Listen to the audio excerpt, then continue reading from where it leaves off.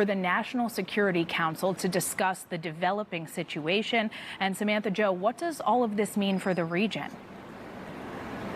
Well, the unrest really describes a larger power struggle between the U.S. and Iran as Iraq fights to establish a stable long-term government.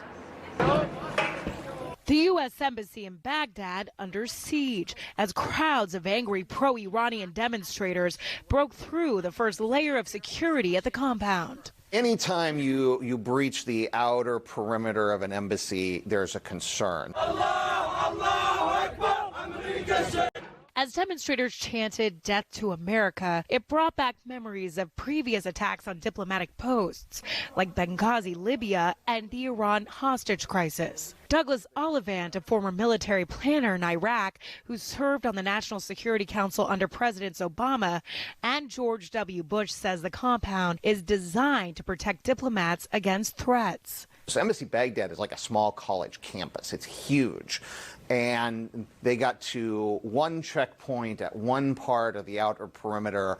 At no time were the people inside Embassy Baghdad really threatened by that. Officials believe the unrest is in response to recent U.S. airstrikes in Iraq and Syria, killing at least 25 Iran-backed fighters.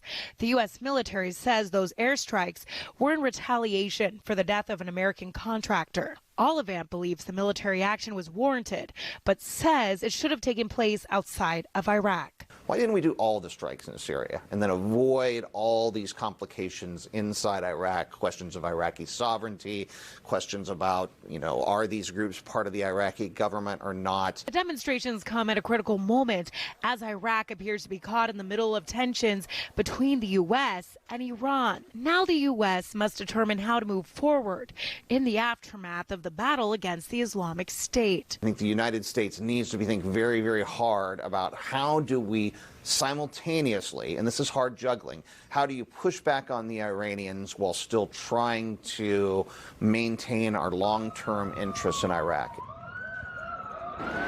Now the U.S. has a little over 5,000 troops in Iraq, in addition to civilian contractors. We're live on Capitol Hill this evening. Samantha-Jo, Spectrum, Pay News 9.